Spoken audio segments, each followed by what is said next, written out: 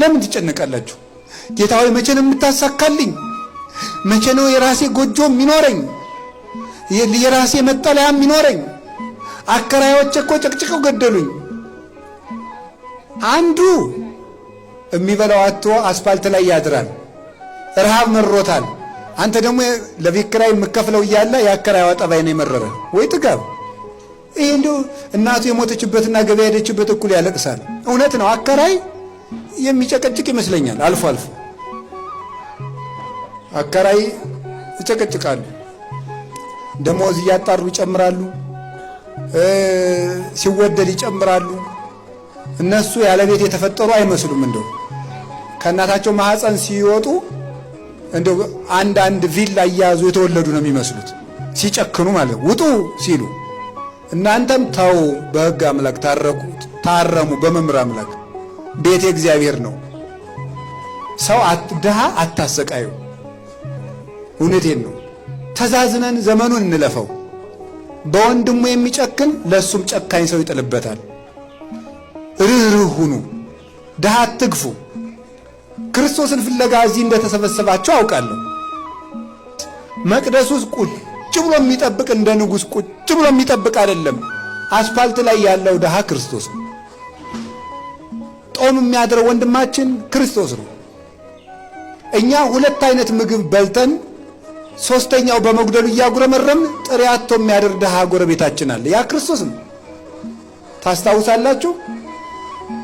እንግዳውኝ ብመጣ አልተቀበላችሁኝም፣ ተርቤ ያላበላችሁኝም፣ ተጠምቼ አልጠጣችሁኝም አለ። መቼ ርቦህ ነው ያላበላን ሲሉት ለባልንጀራችሁ ካላደረጋችሁ ለእኔ ያላደረጋችሁ ምን ያለ። ኃጢአት በጣም ክፉ ናት። ከኃጢአት በላይ ደግሞ የምትከፋው ተስፋ መቁረጥ ናት። እየሰማችሁ ነው? አባቶቻችን እንዲህ ብለው ይናገራሉ። ኃጢአት ዲያብሎስን አልፈጠረችውም ተስፋ መቁረጥ እንጂ ይላሉ። እየሰማችሁ? ኃጢአት ከሚሰራው ሰው በላይ ግን በጣም የሚያሳዝነው ኃጢአት ሰርቻለሁ ብሎ ተስፋ የሚቆርጠው ሰው፣ ዋጋ የለኝም የሚለው ሰው። አብዛኞቻችን በንስሐችን ውስጥ ስለ ራሳችን ኃጢአት ነው እንጂ በእኛ ኃጢአት ሀገር፣ ወገን፣ ህዝብ፣ ቤተሰብ የመጣበትን አናስብ። ዮናስ የተሳፈረባት መርከብ ትንቢተ ዮናስ ላይ ትናወጽ የነበረው በደለኞች የሆኑት ሰዎች ኖሮባት ሳይሆን ያጠፋው እግዚአብሔርን ያሳዘነው ዮናስ ስላለ። ሀገር አሁን እንዲህ የምትታመሰው እኛ ንስሐ ሳንገባ ቀርተን ቢሆንስ? ግን እኛ ምን አገባን? አረ ከበላይ ያሉትስ ብለን ጣት እንጠቋቆማለን፣ ሌላ ነገር እናወራለን። ይህ በጣም መለወጥ ያለበት ነገር ነው። ክርስቲያኖች ንስሐ በምንገባበት ወቅት ውስጥ ኃጢአተኛነታችንን ማመን አለብን። የመጀመሪያ አካባቢ ሰው ጓደኛ ሲሆን እንደሚለው እንትኑን ልስጥህ፣ ቆይ እንትን እሾህ እንዳይወጋ፣ ቆይ ድንጋዩን ላንሳለህ። ከዛ በኋላ ፍቅሩ እየጎደለ ሸለቆ ውስጥ ነው ያለን። እየጎደለ ዱሮ አረ በስላሴ ዱሮ በጭቃ እግሩን ሲረግጠው ችግር የለም አስባር ረገጥከኝ የሚለው ሰውዬ በኋላ መሬቱን ጭቃ ቀባ ብሎ ነው የሚናደደው ማለት ነው። ደንባራ አስታውል አትሄድም ብሎ ይናደዳል። ለምንድን ነው?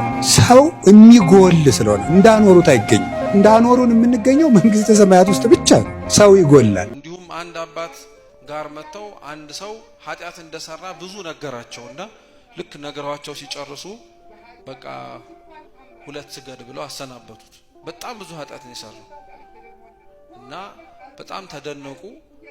ያ ሰውዬ ደስ ብሎት ሄደና እኛ ካህን የበቁ ስለነበሩ እግዚአብሔር ያንን ሰው ካሰናበቱት በኋላ በቤተ መቅደሱ ተገለጠላቸውና ምን ሆነው ነው ያጠፋውን ጥፋት እየሰሙ የበደለውን በደል እያወቁ 2 ስገድ እንዴት ይሉታል አሉ። አምላኬ ሆይ አሉኝ ካህን፣ እኔ እንዲያውም ጨካኝ ነኝ፣ አንተ ብትሆንማ ኖሮ ኃጢአት ተሰረየችልህ ዝም ብለህ ሂድ ነበር የምትለው አሉት።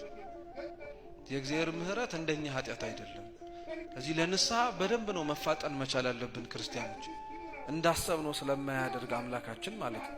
አሁን አብዛኛው ሰው ንስሐ የማይገባው ግን ለምንድን ነው ተብሎ ቢጠየቅ የሰራው በደል ይገስፍበታል ከእግዚአብሔር ምህረት ይልቅ። እግዚአብሔር እንዲሰርቼ ይምረኝ ይሆን ይላል።